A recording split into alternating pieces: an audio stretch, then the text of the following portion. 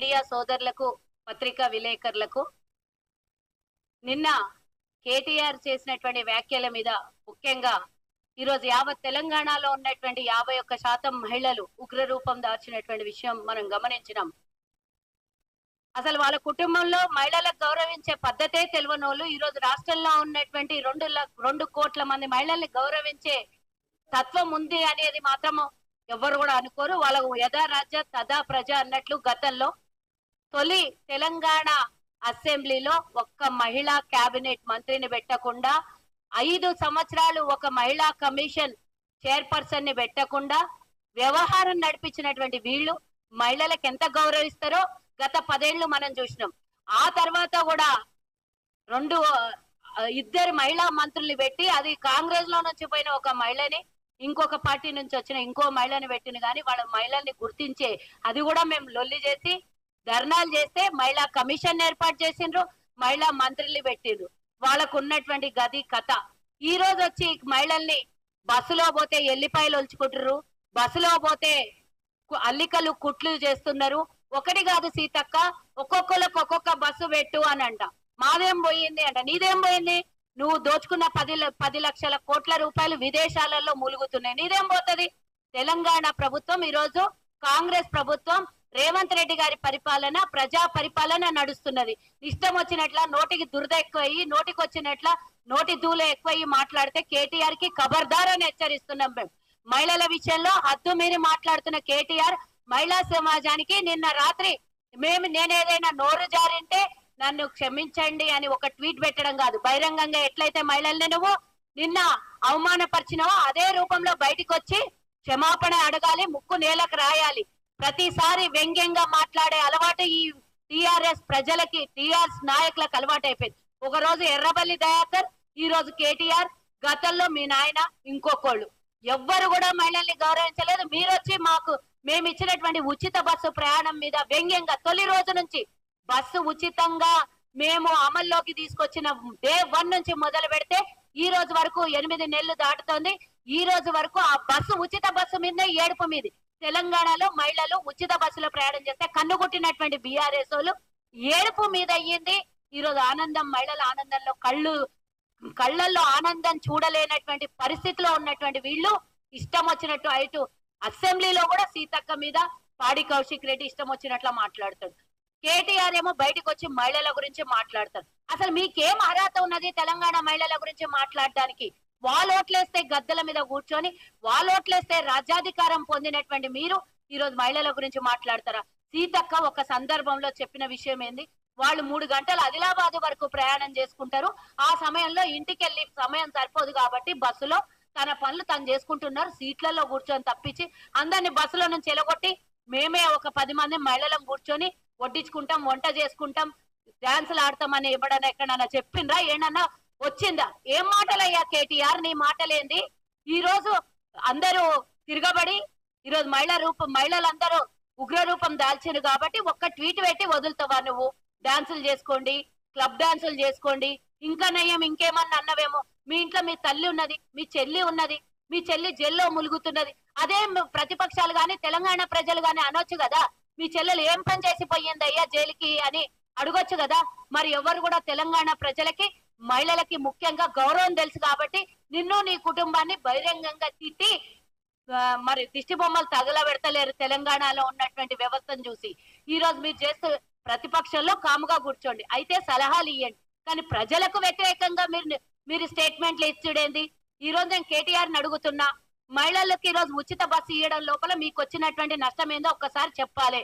1000 కోట్ల రూపాయలు కాదు, లక్షల కోట్లు మీరు దోపిడీ చేశారు. ఆ లక్షల కోట్లలో 100 కోట్ల రూపాయలు మహిళలకు ఈరోజు సౌకర్యాన్ని అందించి పేద మహిళలకు, ఆర్థికంగా ఇబ్బందులు ఉన్న మహిళలకు, లేదా వేరే వ్యాపార పరంగానో ఉద్యోగ పరంగానో విద్యార్థిని వాళ్ళ విద్య కోసమో ఇంకా ఇతరత్ర కార్యక్రమాల కోసం ఉచిత బస్సును వాడుకుంటున్నారు.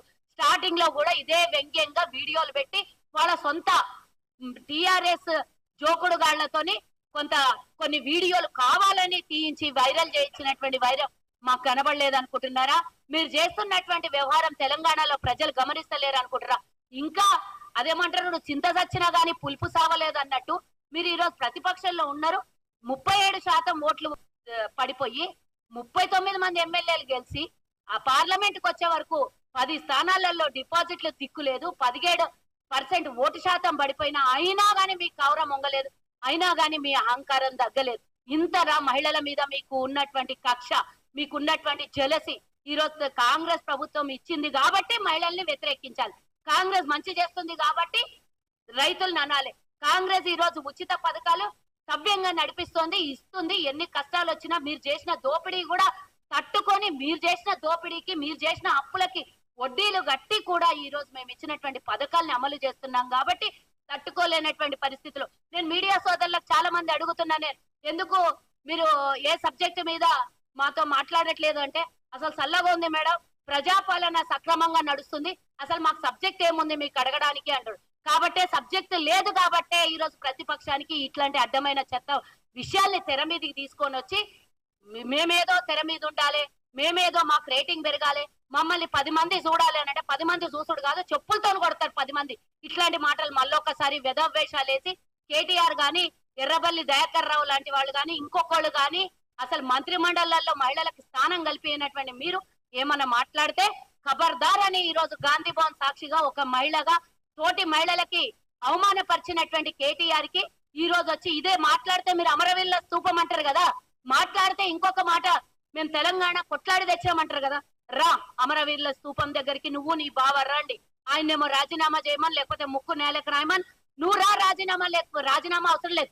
నిన్న మహిళలకి నేను మాట్లాడిన మాట క్షమించదగ్గది కాదు, నేను ముక్కు నేలకు రాసి మీకందరికి పాదాభివందనం చేస్తున్నాను, అమరవీరుల స్తూపం దగ్గరకు వచ్చి క్షమాపణ అడుగు. నువ్వేదో ట్విట్టర్ లో పెట్టి నేనేదో నోరు జారినా నన్ను క్షమించండి అంటే వదిలేసేది కాదు. ఈ రోజు రాష్ట్ర వ్యాప్తంగా కాంగ్రెస్ మహిళలకి జరిగినటువంటి అవమానాన్ని తీసుకొని రాష్ట్ర వ్యాప్తంగా దిష్టి బొమ్మల్ని దగ్ధం చేసిండ్రు.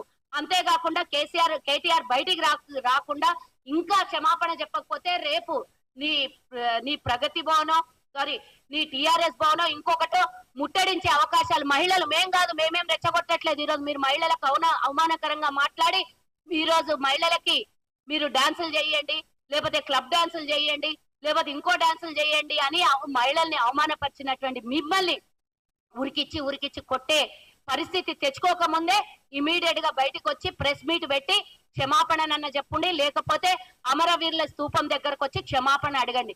లేకపోతే ఇంతకు మించి మీరు ఇంకా మిమ్మల్ని ఇట్లనే వదిలేస్తే రాను పిచ్చి పీక్లకి వెళ్ళి జైలుకి వెళ్లే పరిస్థితో, పిచ్చి ఆసుపత్రికి వెళ్లే పరిస్థితి వస్తుంది. ఇట్లాంటి పిచ్చిని వదిలించాలి అని అంటే ఇమీడియట్ గా వచ్చి మహిళలకు, యావత్ తెలంగాణ మహిళా సమాజానికి క్షమాపణ చెప్పాలి అని ఈ రోజు గాంధీ భవన్ సాక్షిగా ఒక మహిళా నాయకురాలుగా నేను ఆయనకు డిమాండ్ చేస్తున్నా. ఇమీడియట్ గా బీఆర్ఎస్ నాయకులందరూ కూడా లైవ్ లలో చాలా మాట్లాడుతుర్రు. గతంలో బీజేపీ గురించో లేకపోతే కాంగ్రెస్ ఎక్కడ మహిళలకు గౌరవించిందో అంటారు. బీజేపీల గురించి మాట్లాడాల్సిన అవసరం లేదు. వాళ్ళైతే నడి రోడ్డు మీద ఆడపిల్లల్ని మానభంగం చేసి చంపినటువంటి రోజులు ఉన్నాయి. ఈ రోజు మనం చూసినాం కదా, రెగ్యులర్ మహిళకి ఈ రోజు అన్యాయంగా ఆటలో నుంచి తొలగించినటువంటి విషయం మనం గమనించినాము. అట్లనే ఇక బీఆర్ఎస్ వాళ్ళ గురించి మాట్లాడితే వాళ్ళు చేసినటువంటి విషయం మనకు అందరికి తెలిసిందే. కాబట్టి బీఆర్ఎస్ అయినా బీజేపీ అయినా మహిళల్ని గౌరవించే పార్టీ కాదు. ఎందుకంటున్నా అంటే మా మహిళ ప్రధానమంత్రిగా చేసినటువంటి ఇందిరాగాంధీ పార్టీ మాది. సోనియా గాంధీ పార్టీకి అధ్యక్షురాలుగా వహించింది. మేము ఎంతో మందికి మహిళల్ని, అంతెందుకు మీ దగ్గర మీ పార్టీలోకి వచ్చినటువంటి సబితా ఇంద్రారెడ్డి గడుగు భారతదేశంలోనే మొట్టమొదటిసారి గౌరవం ఇచ్చి హోంశాఖ మంత్రిగా చేసింది మా ప్రభుత్వం, కాంగ్రెస్ పార్టీ. కాబట్టి మహిళలకు గౌరవించే పార్టీ మాది, మహిళలకు సౌకర్యాలను తీర్చే పార్టీ మా పార్టీ, మహిళలకు ఇచ్చినటువంటి హామీల్ని నెరవేర్చే పార్టీ మా పార్టీ. 200 యూనిట్లు మహిళలకు ఉచితంగా కరెంట్ ఇస్తున్నాం, 500 రూపాయలకే గ్యాస్ ఇస్తున్నాం, మహిళలకు ఉచితంగా బస్సు ప్రయాణం ఏర్పాటు చేసింది కాంగ్రెస్ పార్టీ. కాబట్టి కాంగ్రెస్ జోలికి గాని, ప్రభుత్వం జోలికి గాని, మహిళల జోలికి గాని అనవసరంగా వస్తే ఊరుకునేది లేదని హెచ్చరిస్తూ ఈ అవకాశం ఇచ్చినటువంటి మీడియా సోదరులకి, మా పార్టీ నాయకులకు అందరికీ కూడా ధన్యవాదాలు తెలియజేస్తున్నాను.